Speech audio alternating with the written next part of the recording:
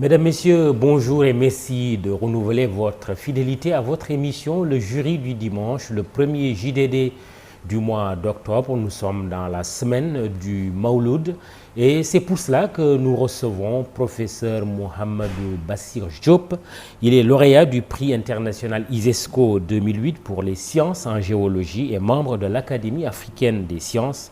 Vous êtes professeur titulaire de géologie de l'ingénieur, ancien directeur de l'Institut des sciences de la Terre de l'Université Cheikh Anta Diop de Dakar et inspecteur général d'État. Vous venez de prendre tout récemment votre retraite. Nous vous invitons justement parce qu'il y a cet ouvrage que vous venez de publier, Le prophète Mohammed, paix et salut sur lui, le modèle achevé de la perfection humaine. Ouvrage publié aux éditions Diaspora Academy. Bienvenue dans ce jury du dimanche, professeur. Merci Mamadou, je vous remercie de m'avoir invité. Je salue le public et je salue aussi le travail qui se fait au niveau de E-Media qui me permet de parler d'un sujet qui me tient à cœur en tant que croyant. Voilà, je suis un professeur des universités. D'ailleurs, récemment, je suis passé professeur des universités de classe exceptionnelle au moment de prendre ma retraite. Donc, bravo, félicitations. Voilà, merci beaucoup. Ouais. Merci Mamadou. Alors, dans une semaine, le monde musulman, comme vous le savez, va célébrer la première personnalité de l'islam. Je veux nommer le prophète Mohammed, paix et salut sur lui. Le Mawlud ou Mawlid célèbre la naissance du sceau des prophètes. Quand et comment s'est déroulée votre rencontre avec Mohammed, paix et salut sur lui, au point de lui consacrer un ouvrage? Merci Mamadou. C'est une longue histoire parce que j'ai eu la chance de naître dans une famille religieuse. Bien que j'ai fait des études scientifiques, mon père était imam à Grand Dakar, dans la grande mosquée. Et notre maison était presque une université populaire. Parce que Feu Thierno Seydou Nourou Talanhou, Serigne Adi Touré de Fass, Serigne Mansour Sy, que j'ai agréé les œuvres, tous venaient à la maison fréquenter mon père qui s'appelle El Hadj Arouna Diop, qui était l'imam de la grande mosquée de Niary Tally. Et actuellement même, j'ai le professeur Seydou Nourou Diop, mon grand frère, qui est l'imam ratib de cette mosquée. Donc j'ai eu à bénéficier d'une ambiance religieuse, qui plus est ma mère et de la famille de Tivaouane. À bénéficier et à baigner même. À baigner même, oui, je ne sais que ça, je ne connais que ça moi, je ne connais que la religion. Oui. Bien que durant mon enfance, j'ai été marqué par en fait, le remue-ménage qui existait à l'époque à Grand Dakar avec le stade de l'Amitié, le cinéma, etc. Mais j'ai eu la chance d'être accompagné, surtout par ma mère. Mon père, je l'ai perdu à l'âge de 7 ans. Donc c'est ma mère qui m'a élevé. Elle ne me parlait que de religion, de Cheikh Oumar Foutiyou Tall, de Cheikh Ahmadou Bamba, de Serigne Hadi Touré, de leurs relations, etc. Elle ne me parlait que de religion et des liens de parenté. Donc j'ai eu à bénéficier de cette ambiance-là. Donc j'ai commencé à... Moi, comme je suis une personne assez critique, donc quand je regarde les personnalités aussi bien du monde moderne que de la religion, je me pose des questions. J'ai été toujours passionné par le prophète, sallallahu alayhi wa sallam, parce que, en fait, quand on regarde sa trajectoire, tout ce qu'il a fait est en conformité avec l'islam, avec le Coran.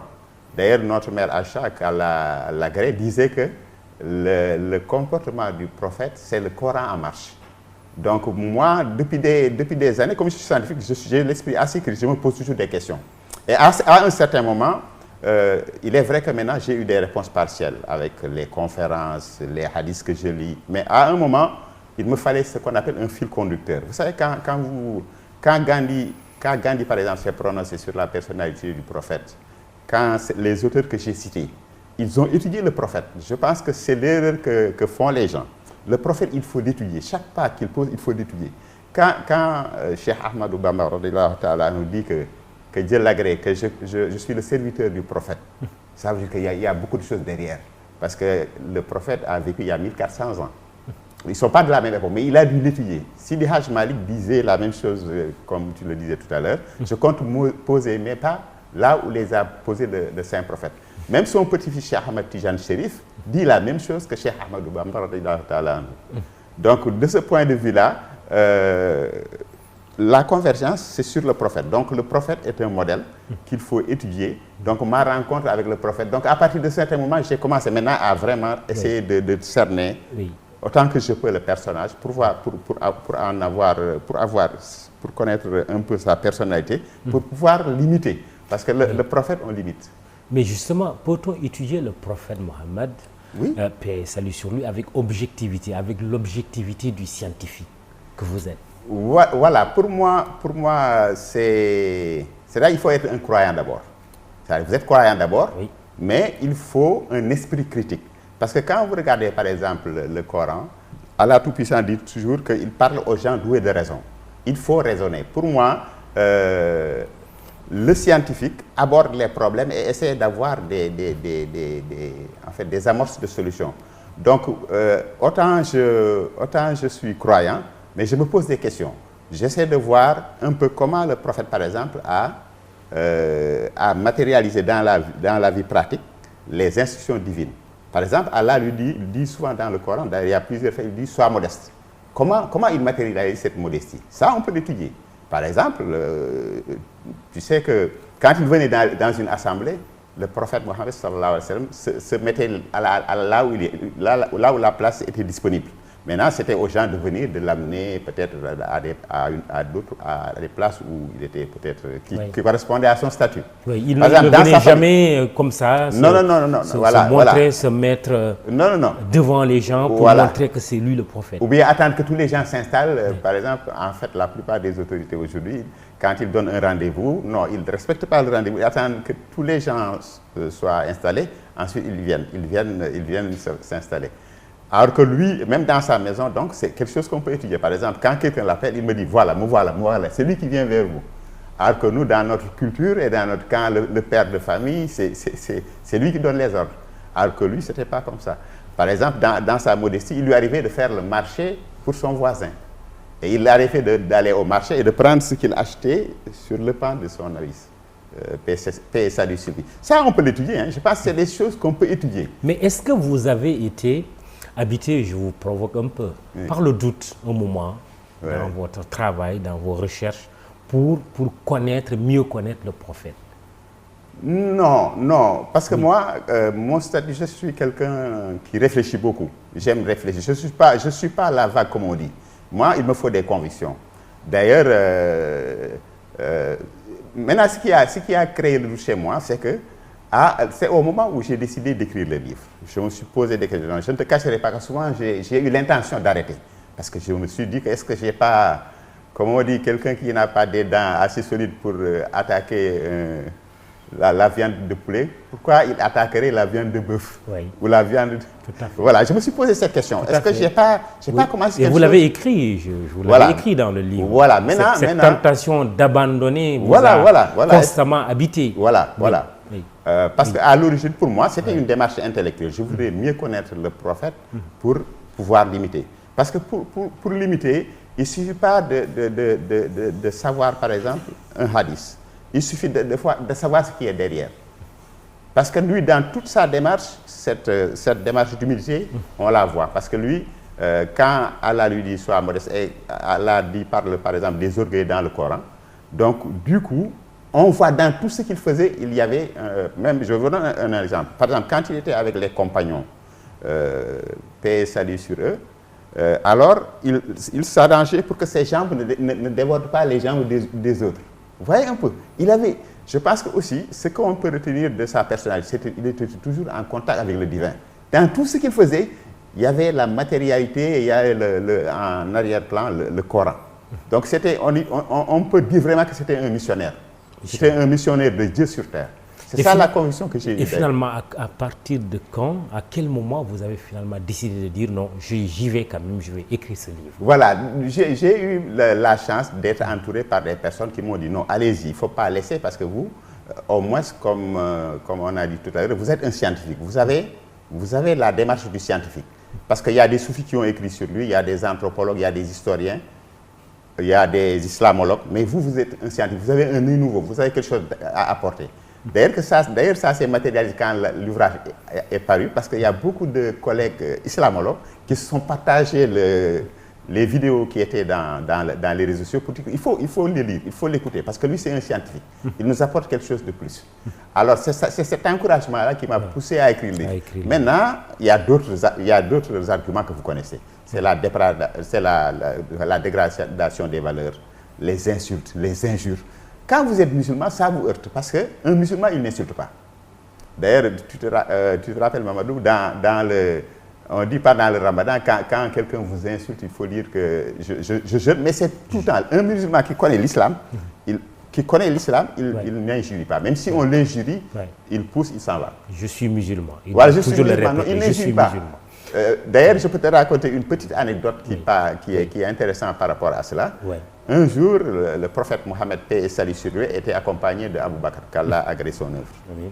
Au coin d'une rue, il y a un monsieur qui surgit, qui insulte Abou Bakr, qu'Allah l'agrée. Alors, il insulte. Le prophète souriait. Vous voyez? Le monsieur insultait Abou Bakr, qui était accompagné du prophète. Le prophète souriait. Ensuite, maintenant, à un moment, Abou Bakr a senti le besoin quand même, on a toujours une petite dose d'orgueil, a senti le besoin de répliquer. Le prophète s'est retiré, il est parti. Ensuite, quand l'histoire s'est arrêtée, Abou Bakr a rejoint le prophète pour lui dire, mais pourquoi tu es parti? Il me dit que quand le monsieur t'a insulté, j'ai vu les anges de la miséricorde prier sur toi, prier pour toi. Mais quand tu as commencé à répliquer, j'ai vu Satan venir. Alors moi, je ne m'assois pas avec Satan. Donc le prophète est parti. Vous voyez un peu? Donc absolument. Un musulman, quand on l'injurie, il laisse comme ça, il ne réplique pas. Justement, de votre voyage intellectuel à travers la vie et l'œuvre du fils d'Abdullah ibn Abdul Muttalib et d'Amina bint Wahab, vous en tirez une curieuse conclusion. Je vous cite, en dépit de l'amour que nous, musulmans, lui portons, nous sommes loin d'en faire notre modèle, le modèle intégral. Qu'est-ce qui explique ce paradoxe? Voilà, je pense que ce qui explique ce paradoxe, c'est d'abord le premier argument, c'est la méconnaissance de l'islam. Parce que l'islam, l'essence de l'islam, Mamadou, comme tu le sais, c'est le bon comportement. D'ailleurs, le prophète disait que j'ai été envoyé pour parfaire le bon comportement, ou bien le noble comportement. Donc, ce qui caractérise le musulman, d'abord, le premier critère, ce n'est pas la généalogie, ce n'est pas l'érudition, ce n'est pas la richesse, ce n'est pas la lignée, c'est le bon comportement. Donc, quand tu vois ce qui se passe aujourd'hui dans les rues, avec les injures, le manque de pardon, les agressions de toutes sortes, les agressions verbales, la calomnie, le mensonge, vous vous rendez compte qu'on est loin du modèle. Donc, il y a un problème. On a un problème de comportement. Donc, pour régler ce problème de comportement, on doit revenir aux enseignements du prophète, alayhi salam. Ce qui veut dire que maintenant, on a un problème de comportement, ça veut dire qu'on s'éloigne du modèle prophétique. Et ça, c'est une chose généralisée. D'ailleurs, quand tu regardes, même dans ce qui m'a frappé récemment, quand tu regardes même dans les réseaux sociaux, tu vois certains chefs religieux qui s'attaquent, qui presque se tiennent des propos qui ne sont pas respectueux. Ça pose problème. Je pense qu'on a un problème de religion, on a un problème sociétal. Et nous, on a un acquis qu'on est en train de perdre, ce sont les valeurs religieuses. En même temps, maintenant, on perd aussi les valeurs traditionnelles. Oui, et vous parlez de la magnanimité du prophète, la patience, l'endurance. Voilà. Tout cela doit caractériser le musulman. Le musulman. Effectivement. Et le citoyen de manière générale. Effectivement. Donc, en fait, quand vous regardez un peu le comportement des gens, vous posez la question, est-ce qu'ils connaissent l'islam? Ou bien, est-ce que ce sont vraiment des musulmans? Parce que le musulman, ce n'est pas la prière, ce n'est pas la générosité, c'est le bon comportement. Parce que dans un hadith, le prophète disait qu'en fait, celui qui sera le plus proche de moi, c'est celui qui a le bon comportement. Et dans un autre hadith, il dit qu'en fait, quelqu'un peut avoir peu d'actes de culte, il peut jeûner rarement, il ne va pas à la mosquée régulièrement, il ne fait pas l'aumône de façon régulière, mais il a un bon comportement. Il ne Mais avec un bon comportement, il peut en fait devancer quelqu'un qui prend son temps à jeûner, qui va à la mosquée, etc.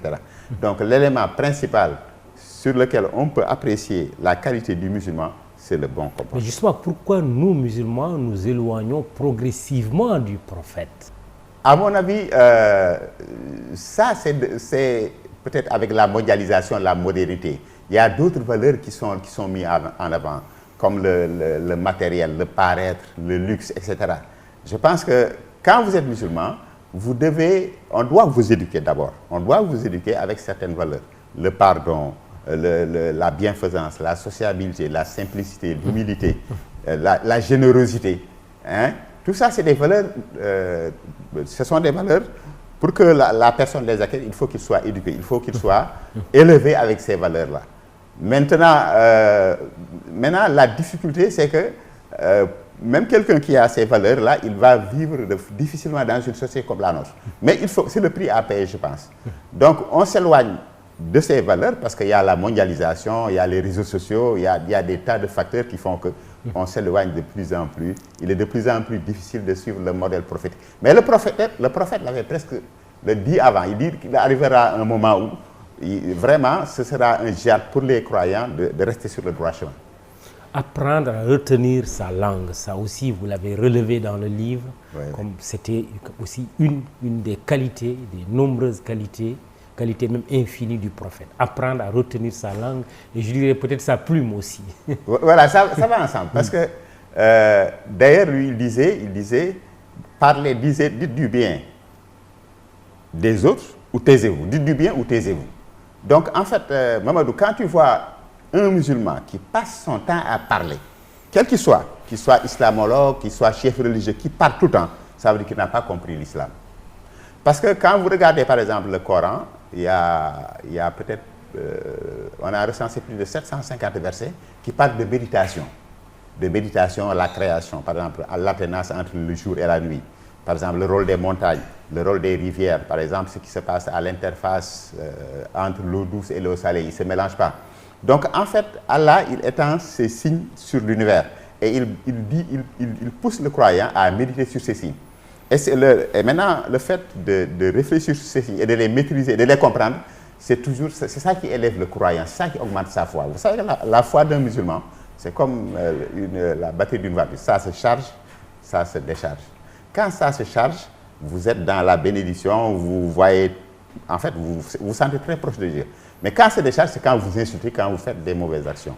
Donc, je pense que quand vous voyez quelqu'un qui parle, et le prophète disait que l'élément qui jette les gens face devant, parce que vous savez, dans l'enfer, c'est la face devant. On met, de toute façon, Allah, les mécréants, il les pousse la face devant l'enfer. Donc, ce n'est pas de dos. Donc, il dit que l'élément qui pousse le plus les gens dans l'enfer, c'est la langue. Donc, un musulman qui comprend l'islam, qui connaît bien l'islam, soit il parle du bien. Parler bien, ça veut dire parler du bien des gens, réconcilier les gens, faire un rappel, parler du Coran, de la Sunna, du prophète. Ou bien il se tait. Quand vous voyez quelqu'un qui passe son temps à parler et qui répond à des questions, ça veut dire qu'il n'a pas compris l'islam. Mais j'ai envie de vous demander, mais alors comment associer ce modèle-là, ce modèle parfait, vous parlez de modèle intégral qui incarne le prophète, et par exemple la démocratie, qui est un système de gouvernement, l'autre disait le moins mauvais des systèmes, la démocratie qui présuppose la critique, qui présuppose la faculté de parler de l'autre et de manifester son désaccord par rapport à l'autre. Oui, mais quand vous regardez l'islam, Mamadou, ça c'est une tradition islamique. La critique est au centre, d'ailleurs, la critique, en fait, moi j'entends par critique la vérité. Peut-être la vérité avec les limites de la personne humaine.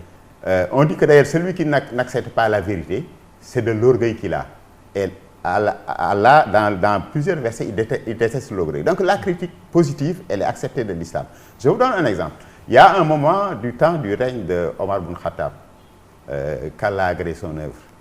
Il voulait en fait revoir à la baisse la dot. La dot.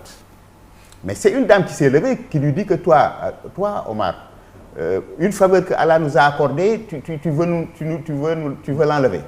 Et Omar a pleuré. Il a dit que cette femme-là m'a donné raison. Et ça, c'est quelque chose... Donc, en fait, les pieux compagnons, ils acceptaient la vérité. C'est parce que ne pas accepter la vérité, c'est de l'orgueil. C'est aussi simple que ça. La critique dans le sens de dire la vérité et non dans le sens de médire. Oui, dans le sens de rabaisser. Même quand on dit la vérité, il faut le faire avec diplomatie. Par exemple, je donne un exemple. Quand il y avait un compagnon du prophète qui faisait quelque chose qui était peut-être pas conforme à l'islam, il disait pas, il l'indexait pas. Le prophète appelait tous les compagnons et il faisait un discours. Si c'était Mamadou, Mamadou savait que c'était lui. Si c'était Bachir, Bachir savait que c'était lui. Oui. Vous voyez un peu. Donc l'islam, ensuite maintenant, vous parlez de démocratie. Je pense que l'islam est un système démocratique parce qu'il y a une sourate qui s'appelle Ashura, la consultation. Parce que Allah dit au prophète, consulte-toi au sujet des affaires. Quand tu te rappelles dans beaucoup de choses, d'ailleurs la première histoire qui vient, c'est Omar ibn Khattab quand il a rallié l'islam. Il a dit au prophète, est-ce que c'est nous qui avons raison? Le prophète, c'est nous qui avons raison. On ne va plus prier dans la grotte, on va aller à la Kaaba. C'est à ce moment-là, parce qu'à l'époque, comme tu le sais, les musulmans étaient minoritaires. Donc, l'esprit critique, le prophète même, il développait, parce qu'il posait il posait des questions aux compagnons. Voilà. Donc, en fait, la consultation, il y a une sourate qui s'appelle la consultation dans le Coran. Donc, c'est ça un peu la démocratie. Mais en fait, l'islam aussi limite la démocratie d'un certain point de vue, parce que c'est Allah le tout savant, c'est celui qui sait tout, et celui qui connaît le best. D'ailleurs, il lui dit que quand tu les as consultés, il faut te décider. Et quand tu te décides, bon, tu fais la prière et tu laisses maintenant la direction des affaires au Tout-Puissant. Cette page 67, la rencontre du prophète avec son Seigneur, oui, qu'on découvre et qu'on lit d'abord avec beaucoup d'émotion. Alors Mohammed aperçut le trône de Dieu, entouré d'anges. Il s'en approcha. Arrivé à proximité de son Seigneur, Mohammed avec humilité lui dit: ô mon Dieu, tu as pris Ibrahim comme ami, Moussa comme interlocuteur direct, insufflé à Issa le Saint-Esprit, donné à Suleiman un immense royaume, placé à un degré élevé Idriss, ô mon Dieu, que m'offres-tu? Cette page 67 où Mohammed s'adresse à Dieu pour lui demander quelle place il occupe, quelle place il lui offre. Oui, oui. D'ailleurs, la réponse on peut la résumer ici, parce que Allah Tout-Puissant lui dit, toi Mohammed, sallallahu alayhi wa sallam, il dit que si un des prophètes veut me rencontrer, il ne me rencontrera que s'il se met derrière toi. D'accord? Il lui dit encore, si tous les prophètes voulaient me rencontrer, ils ne me rencontreront que s'ils se mettent derrière toi. Et le prophète a dit aussi, c'est Allah qui donne, mais c'est moi qui distribue. Donc la place du prophète, vraiment, elle est prééminente, et c'est à cette occasion-là qu'Allah lui a donné les prières. Les prières telles qu'on les fait actuellement, oui, c'est à cette occasion-là. Au départ, c'était 50. Voilà. 50 prières réduites à 5. À 5, mais qui ont et ce dialogue entre Mohammed et Moussa. Moussa qui lui dit, retourne voir Dieu pour lui demander de réduire encore. Voilà. Oui. Oui, oui.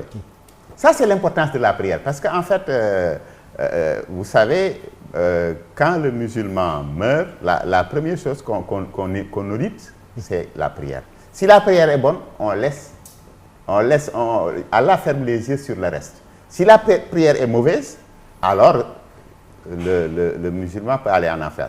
Donc l'élément central du musulman, c'est la prière. D'ailleurs, quand vous regardez une partie dans son discours testamentaire, il avait laissé deux instructions fortes, la prière et la femme. Dieu, le prophète, au moment, lors de son discours, on l'appelle le discours testamentaire, il avait fait deux recommandations sur lesquelles il revenait. C'est-à-dire la prière et la protection de la femme. C'est pourquoi je dis souvent à mes amis, quand vous avez une altercation avec une dame dans la rue, il faut laisser, il faut repenser au prophète qui avait dit il faut protéger la femme, il faut pardonner à la femme. Donc ça, c'est deux éléments forts dans son discours d'adieu sur le mot Arafat. La prière et la femme. Il faut protéger la femme. Quand vous voyez maintenant ce qui se passe actuellement aussi, quand vous regardez les réseaux sociaux, les agressions sur les femmes, violentes, on ne comprend plus. vous voyez qu'il y a violence, on est dans une violence, société. Viol, Voilà, injure. non, c'est trop. Je pense que il faut que les gens se disent et le problème ici, puisque c'est une question d'actualité, on ne croit pas trop à la parole de la femme, qui dit que, quand elle dit « je suis victime d'une violence, je suis victime d'un viol, je suis victime d'une maltraitance », la société a du mal à croire à la parole de la femme. Qu'est-ce qui l'explique? Je pense que d'un point de vue purement islamique, la femme, sans dédouaner les gens qui font ces agressions-là, je pense qu'il faut que la justice fasse son travail. Mais je pense qu'aussi, il y a un comportement de la femme qui n'est pas digne de la femme. Parce que le prophète, il le disait d'ailleurs dans un passage, qu'en fait, le premier cadeau, le plus grand cadeau pour un homme, il dit pas que c'est le savoir, il dit que c'est la femme vertueuse. Parce que si la femme est vertueuse, la société elle est vertueuse. Je pense que c'est dans sa démarche que la femme se protège et se fait respecter. Je pense que la femme aussi, dans son comportement, elle doit quand même se faire respecter. Parce que la première appréciation qu'on a, c'est le comportement, c'est l'habillement. Alors, on va quand même revenir à ce dialogue entre Mohammed et son Seigneur. D'accord. Là, c'est Allah qui parle, subhanahu wa ta'ala. Si j'ai parlé à Moïse, je l'ai fait derrière un voile sur le mont Sinaï, alors que je te parle sans voile, toi assis sur le tapis de la proximité. Voilà, exactement. Mohammed a parlé à Dieu sans voile. Voilà, il a parlé directement au Tout-Puissant. Maintenant, je pense que notre mère Aïcha, qu'Allah l'agrée, lui a demandé est-ce qu'il l'a vu. Mais Allah, il y a certains savants qui disent Allah, on ne le voit pas. Mais ils se sont parlé. Ils se sont parlé comme ça. Donc, le prophète Mohammed a parlé directement. Il a eu le privilège de s'adresser directement au Tout-Puissant. Ce qui n'a pas... Donc, tous les autres prophètes ont parlé, il y a Jibril qui est venu, qui a laissé un message. Mais en tout cas, le privilège d'être de communiquer directement avec le Tout-Puissant, il n'y a que le prophète Mohammed sallallahu alayhi wa sallam qui a eu ce privilège-là. Il a parlé directement à Allah, qui lui a répondu. Donc ça c'est... D'ailleurs, on dit que certains savants disent que c'est le plus grand honneur qu'Allah a accordé à un être humain. C'est pourquoi on le surnomme le sceau des prophètes. C'est le sceau des prophètes, effectivement. Ça, c'est le Coran qui le dit. Hein. C'est le Coran qui dit que Mohammed est le sceau des prophètes. Maintenant, il y a des discussions, etc. Mais c'est le sceau des prophètes. Ça veut dire qu'après le prophète Mohammed, il n'y aura plus d'autres prophètes.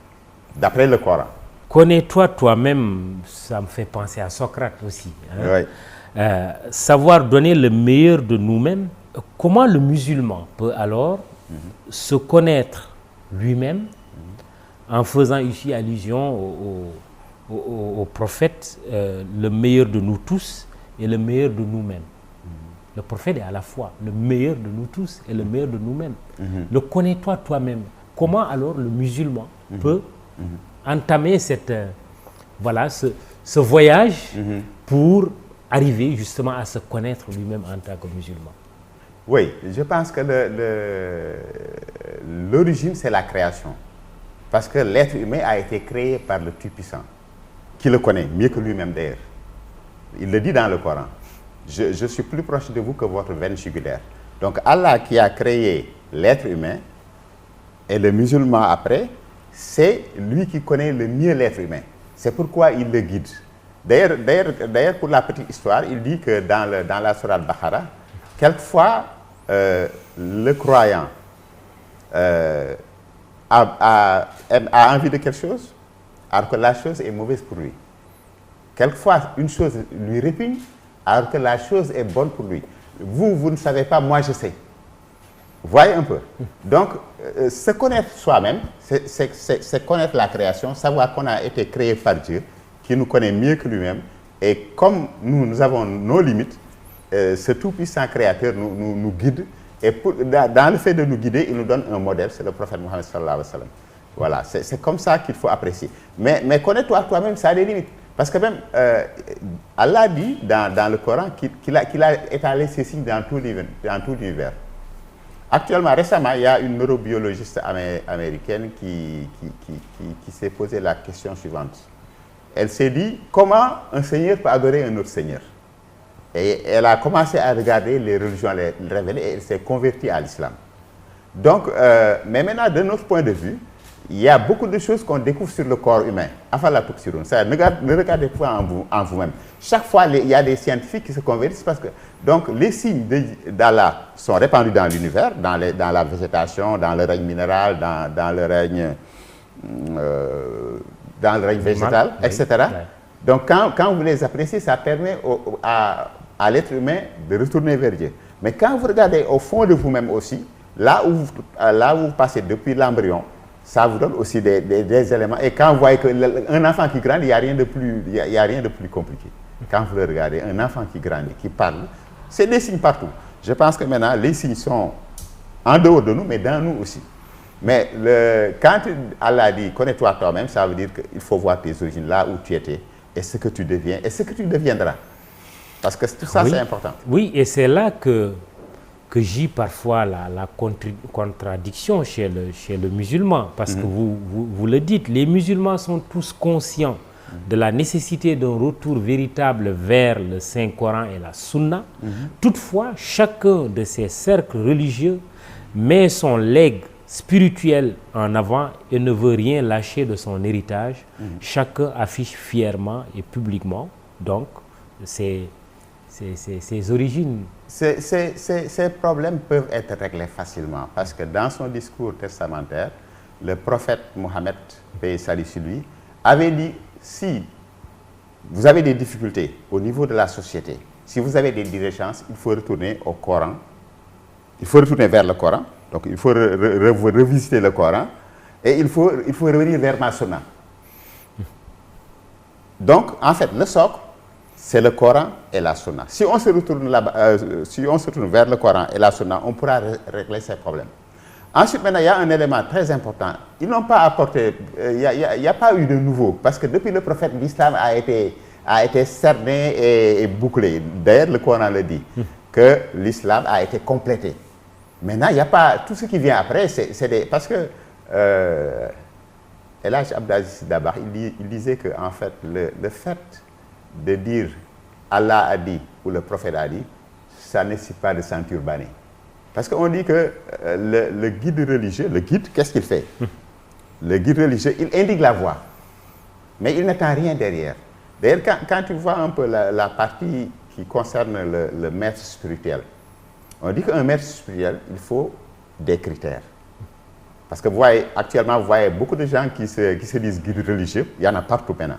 Parce que ce qui rassemblait les précurseurs, comme Seydi Hadji Malick, Cheikh Omar Foutiyou, Cheikh Ahmadou Bamba, radiyallahu ta'ala anhu, El Hadji Omar Foutiyou, le référent c'était le prophète. C'est après maintenant il y a eu des khalifes, des sous-khalifes, des sous-sous-khalifes. Mais ce qui est constant, c'est que l'islam, depuis l'avènement du prophète, depuis qu'il a fini sa mission terrestre, l'islam a été finalisé dans le Coran et sa sunna. Oui. Maintenant, pour régler tous ces problèmes, je pense qu'il y a quelque chose que le prophète disait qui est extrêmement important. Il dit que dès que le musulman se croit supérieur aux autres, vraiment, il a une mauvaise attitude. Le complexe de supériorité, il faut le bannir dans l'islam. Mais en même temps, l'islam, c'est là maintenant que nous abordons des questions d'actualité. En même temps, l'islam n'est pas à l'abri de remise en cause, le révisionnisme, aussi bien la parole de Dieu, le Coran, que l'islam lui-même. Je fais référence ici au verset satanique de Salman Rushdie, par exemple. Alors, comment l'islam doit-il alors faire face à ces tentatives de remise en cause? C'est très simple. Je pense que et qui vont même jusqu'à dépeindre le prophète sous un visage qui n'est pas le sien naturellement. Je pense que ce phénomène-là de Salman Rushdie, c'est pas un phénomène nouveau. Même du temps du prophète, il y avait des gens même dans sa famille, tu te rappelles d'Abou Lahab avec la sourate. Donc il y a des gens qui l'ont toujours attaqué, qui l'ont toujours... D'ailleurs, on dit dans dans l'islam que chaque fois qu'il y a quelqu'un qui est porteur de vérité, il est agressé, il est attaqué de toutes parts. Je pense que pour apporter la réplique à des gens comme Salman Rushdie, il faut étudier d'ailleurs le prophète. Il faut étudier sa maison, ce qu'il faisait, comment il se comportait, pour avoir une idée de la personnalité. Et d'ailleurs, les témoignages que vous voyez dans le livre, des témoignages qui sont faits par des intellectuels indépendants, montrent vraiment la personnalité du prophète. Je pense que des gens comme Salman Rushdie, moi, pour la petite anecdote, Mamadou, il m'a trouvé à Princeton, c'était dans les années 2003. Il était venu. Bon, il devait faire une conférence. On a discuté entre musulmans. Ah oui. On a dit, voilà, oui, qu'est-ce qu'il faut faire? On a dit, il faut l'ignorer. On l'a ignoré. Il est venu, il a fait sa conférence, il est parti. Je pense que il avait déjà publié les versets sataniques. Exactement, à l'époque, c'était en 2003. C'était déjà dans les années 80 que voilà, c'est les versets sataniques qui l'ont propulsé au devant de la scène. Oui. Mais on a dit, il faut l'ignorer. On l'a ignoré. Personne n'est allé à la conférence. On n'a pas jeté des pierres, on l'a laissé. Ouais. Je pense que maintenant... mais aux États-Unis même, récemment, il a failli être... Voilà, il a failli être tué. Je pense qu'il faut lui apporter la réplique en étudiant le Coran, en étudiant la biographie du prophète. J'insiste et je le répète, le prophète, ses propos, ses hadiths, il faut les étudier et les réétudier. Parce que, d'ailleurs, tu as parlé de sa rencontre avec le Tout-Puissant. Le prophète disait, parmi les privilèges qu'Allah lui a accordés, d'ailleurs par rapport aux autres prophètes, c'est la capacité de mettre beaucoup de vérité, beaucoup de savoir dans peu de mots. C'est la capacité qu'il a. Par exemple, je donne un exemple. Le prophète, il disait, dans toutes choses, la meilleure attitude, c'est le juste milieu.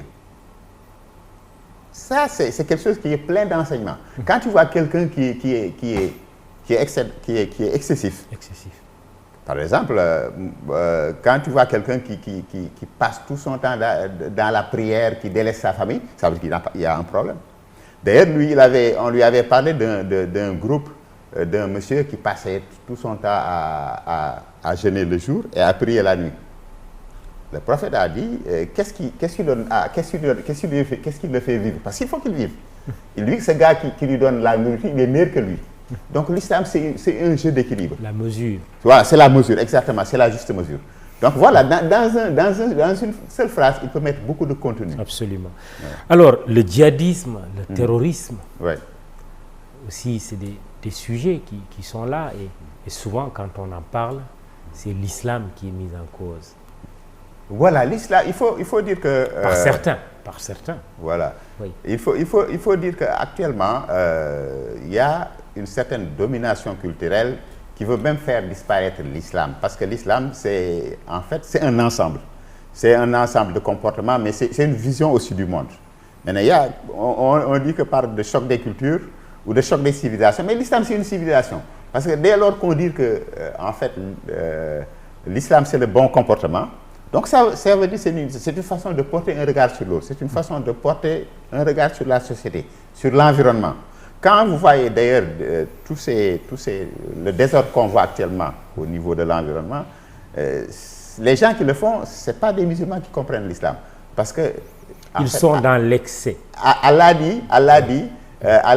menace les faiseurs de désordre. Ouais. Faiseurs de désordre, tout ce qui est excessif. Ils sont dans l'excès. Ils sont dans l'excès. Voilà, donc maintenant, il y a ce qu'on... Ils se couvrent de l'islam pour justifier leur comportement. Voilà. Maintenant, non, l'islam ne justifie pas ça. Ce qu'on appelle les terroristes. Non. Oui, on a tendance quand même à les entendre utiliser le manteau de l'islam. Exactement. Pour justifier leur comportement, leurs actes. Ceux-là ne sont pas au service de l'islam. Du tout. Parce que l'islam, on dit que l'islam, c'est une religion de paix. C'est une religion de paix. D'ailleurs, le prophète Mohammed, il disait que, sallallahu alayhi wa sallam, que, en fait, tous les actes posés par le musulman, c'est des actes qui consolident la paix. C'est la consolidation de la paix. Maintenant, je ne parle pas d'agression contre l'islam. Par exemple, un pays qui va instaurer l'islam, on lui dit que tu ne vas pas l'instaurer. Ça, ce pays-là, il est agressé. On ne peut pas l'accuser, comme ce qui se passe par exemple en Afghanistan. On ne peut pas les taxer de terrorisme parce qu'ils veulent asseoir un État islamique. Ils sont État islamique depuis des siècles. Maintenant, il y a d'autres valeurs qu'on veut leur imposer. Mais en fait, quand tu vois quelqu'un qui tue, qui blesse, qui agresse, qui détruit les biens et d'autres, c'est pas l'islam. D'ailleurs, en fait, il y a un hadith qui disait que quand les compagnons sont revenus d'une campagne de djihad avec les compagnons, il leur disait que nous allons vers le grand djihad. Le grand djihad dans l'islam, c'est en fait ses passions, c'est le fait de dominer sa passion, de régler son comportement, comme on dit. Donc c'est ça le vrai combat du musulman. C'est-à-dire, comme on le disait, surveiller sa langue, surveiller ses comportements, supporter les insuffisances des autres. C'est ça en fait l'islam, la tolérance, le pardon. Ouais. Et on découvre dans votre livre que vous êtes contre naturellement la dépénalisation de l'homosexualité, la légalisation de l'avortement médicalisé. C'est bien ça? Oui, ça c'est le religieux, c'est le musulman qui parle. L'islam est contre l'homosexualité. On appelle ça d'ailleurs le peuple de l'os. Donc l'islam est contre l'homosexualité. Et la dépénalisation de l'avortement aussi, l'islam est contre. Parce que, en fait, tuer une vie humaine, l'islam est tout à fait contre. Vous parlez tout à l'heure des femmes, pourtant aujourd'hui on entend des femmes, des leaders d'opinion, effectivement, dire que oui, il faut, dans certaines circonstances, autoriser l'avortement médicalisé. Oui, mais ces femmes leaders-là, elles sont en marge de l'islam. Parce que leur problème, en fait, je pense, il y a le point de vue de l'islam. Le point de vue de l'islam, Dieu dit dans le Coran, voilà, taqrabu zina. Il ne faut pas approcher la fornication.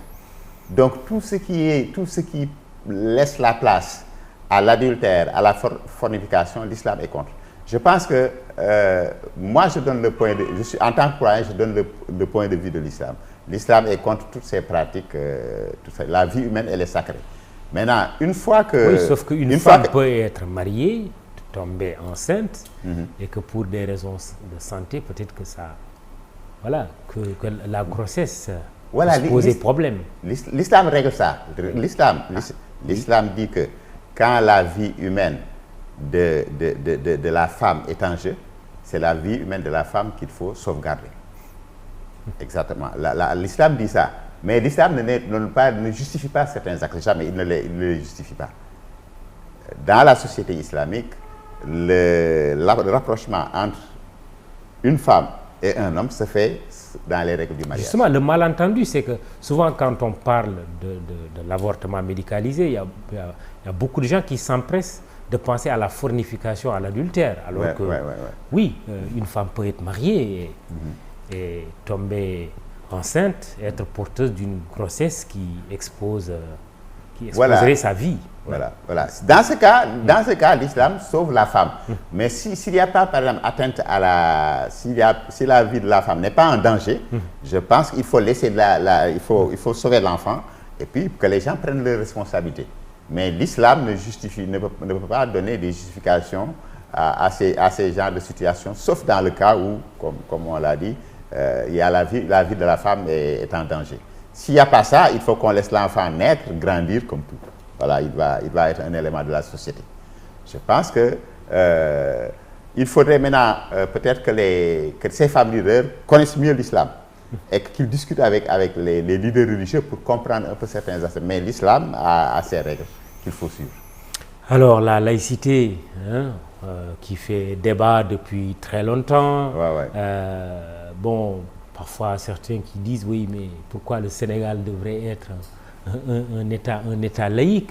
Vous êtes pour la laïcité ou seriez-vous favorable à l'avènement d'une nouvelle république? Oui, moi je pense que je suis contre la laïcité à la française. J'ai souvent séjourné en France. Par exemple, quand on dit qu'une femme ne doit pas se voiler dans l'espace public, etc. Je pense qu'il y a on a tendance maintenant à transposer la laïcité à la française au Sénégal. D'ailleurs, pour la petite histoire, il y a beaucoup d'acquis du point de vue islamique qu'on est en train de perdre d'ailleurs. Parce que chaque fois, il y a des lois qu'on vote, certains d'ailleurs en catamini, et qui fait que par exemple, avec le code de la famille, il y a des choses qu'on impose aux musulmans. Je pense qu'il peut y avoir une possibilité pour les musulmans de vivre leur religion, pour les catholiques et les autres de vivre leur religion de façon indépendante. Je pense qu'il y a, si on réfléchit, on peut arriver à cette situation. Il faut réinventer la République. Il faudrait réinventer la République, voilà. Qui s'appellerait République tout court. République tout court, mais il faudrait revoir la laïcité même dans la Constitution. La laïcité doit garantir la pratique libre de la religion. Pas de République islamique. Hein? C'est pour ça que je vous pose la question.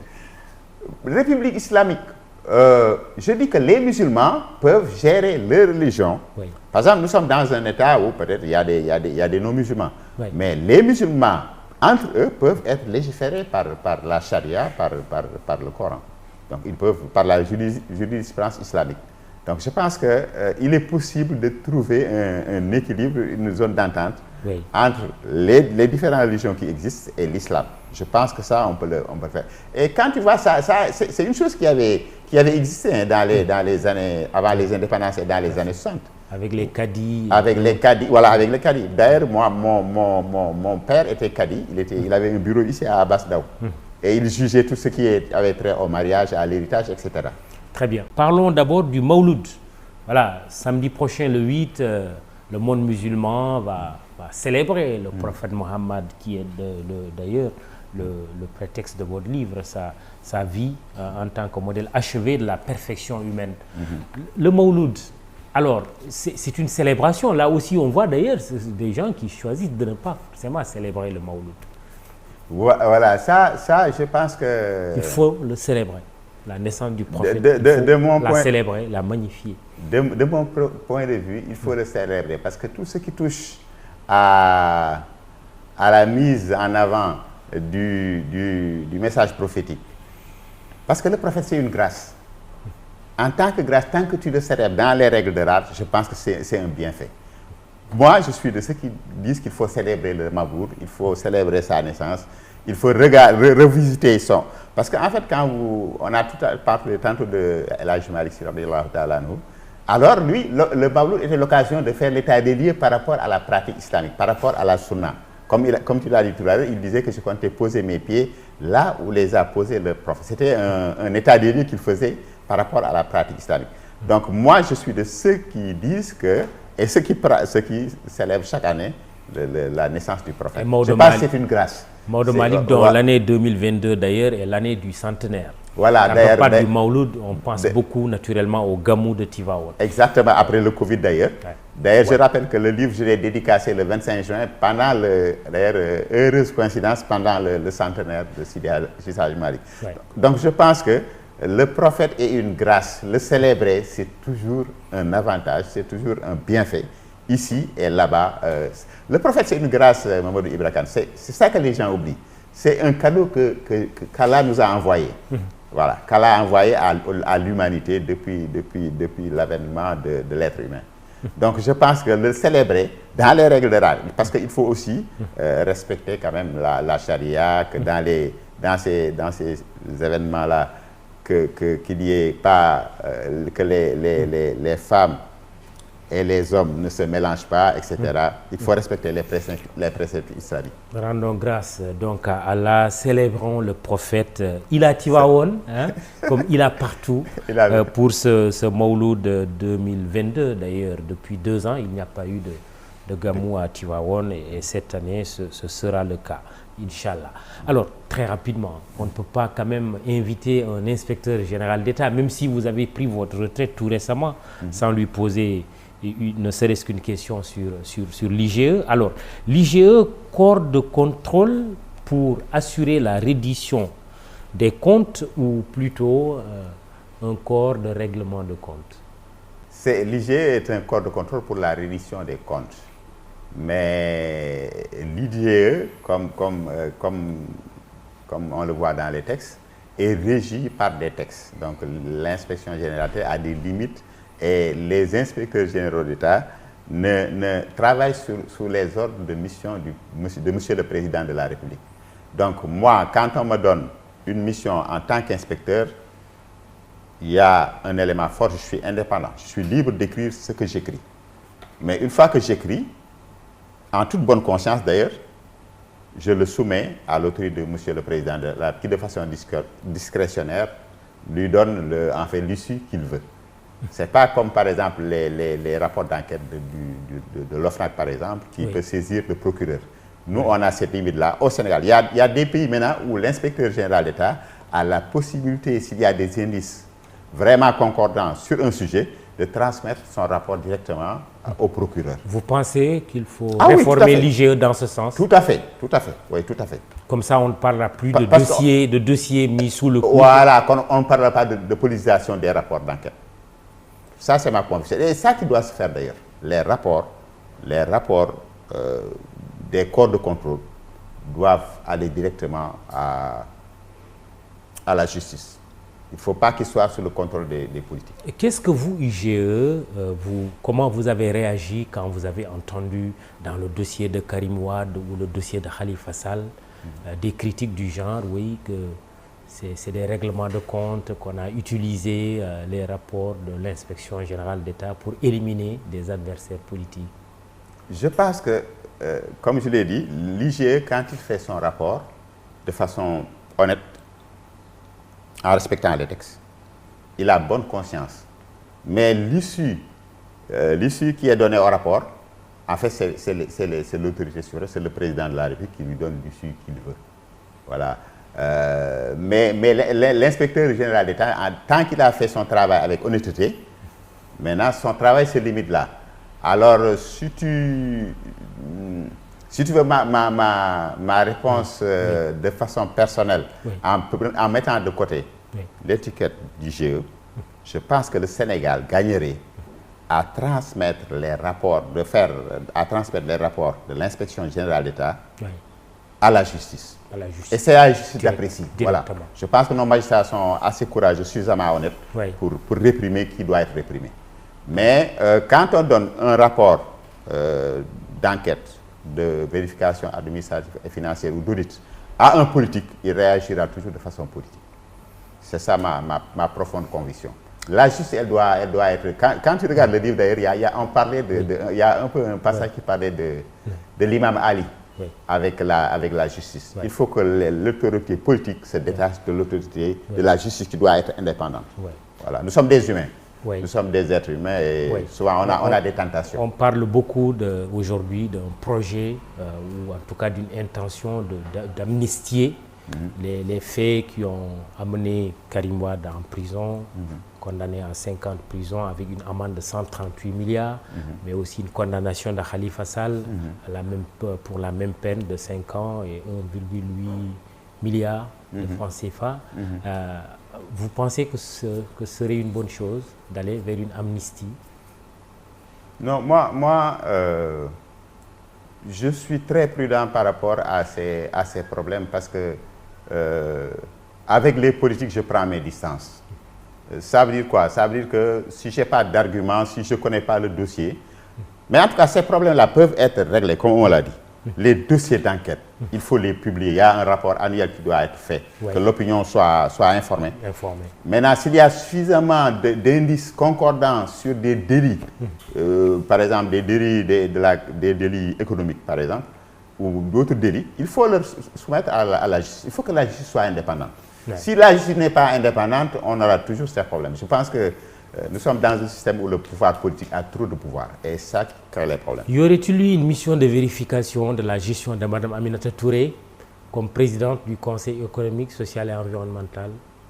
Ça, je ne peux pas me prononcer dessus parce que vous savez, l'IGE est tenu du droit de réserve parce que il y a des rapports d'enquête qui sont dits déclassifiés et ça, c'est le président de la République qui a cette prérogative-là. Mais à mon avis, pour moi, ma conviction est que tout le monde doit être... Nous devons tous être égaux devant la justice. C'est ça mon point de vue, qui s'appelle ceci. Je ne sais pas, ça ne m'intéresse pas. Moi, je pense que dès lors que quelqu'un a commis un délit, d'ailleurs, les pays qui ont progressé, ils ont réglé ce problème. Transparence, méritocratie, reddition des comptes. Il faut qu'on règle ces problèmes. Tant qu'on ne les règle pas, on sera dans un cercle vicieux. Très bien. Voilà. J'avais bien envie d'aborder les questions de géologie, puisque vous êtes un ingénieur géologue, quand on parle aussi de pétrole, de gaz. Et je crois que vous avez dû croiser un certain Macky Sall à l'IST. Oui, en fait, j'ai croisé M. le Président de la République à l'IST, parce que moi, l'année où on m'a recruté en 89, il venait de terminer. Je pense qu'il avait déjà un pied à Petrosen. Mais maintenant, on s'est croisés, comme j'ai été directeur de l'IST, chaque fois qu'il y avait une cérémonie, il venait malgré ses charges politiques, il venait quand même assister aux cérémonies. On s'est croisés à l'université. Et depuis quand sait-on que le Sénégal avait du pétrole et du gaz? Mais depuis longtemps, je pense que le gaz de Gadiaga, ça remonte de là où il y a eu la fameuse explosion là, avec le puits de gaz, ça remonte à longtemps. On ne savait pas, mais savoir qu'il y a du gaz ou du pétrole, c'est une donnée. Mais l'élément le plus important, ce qu'on oublie, souvent on dit qu'on a du gaz, mais est-ce que c'est économiquement exploitable? Parce que l'industriel, quand il investit dans le pétrole et le gaz, il est sûr que, par exemple, en faisant des travaux de développement, qu'il est sûr de aujourd'hui, c'est apparemment le cas, puisqu'on parle des premiers barils de pétrole, des premiers tubes de gaz en 2023 déjà. Exactement. Voilà, on a du gaz, parce que mais les indices, quand il a parlé, les indices remontent aux années 60, je pense. Mais maintenant, on sait qu'il y a beaucoup de potentiel de gaz, il y en a qu'on a découvert, il y a d'autres qu'on va découvrir, notamment vers la Gambie, en Casamance, etc. On n'a pas tout découvert. Mais on n'a pas tout découvert, mais il faut que le jugement soit économiquement rentable. Ça aussi, il ne faut pas l'oublier. S'il n'est pas rentable, on le laisse. Vous en doutez? Vous en doutez? Non, je n'en doute pas. Je dis que en fait, c'est la rentabilité. On peut avoir un jugement sans l'exploiter. Peut-être que le Sénégal a du diamant sans le savoir. Les géologues, peut-être, sans vouloir être... je ne pense pas, parce que le diamant, on appelle ça, c'est un minéral de haute pression. Il faut des conditions géologiques très particulières, comme ce qui se passe en Afrique du Sud avec le kimberlite pour qu'on le trouve. Donc, bon, je ne veux pas être formel, mais bon, on a très peu de chances de trouver du diamant au Sénégal. Merci, professeur Mohamed Bachir Diop. Vous êtes l'auteur de cet ouvrage, Le Prophète Mohammed, paix et salut sur lui, le modèle achevé de la perfection humaine. Un ouvrage que je vous recommande vivement. Merci d'être venu à l'émission Jury du dimanche. À la présentation, Mahmoud Ibrakan, réalisation Babacar Ndiaye Nyankou et Ibamar Sen pour la prise de son. Immédiat.sn au texte Dieba, à la photo Pabdoudou Diallo.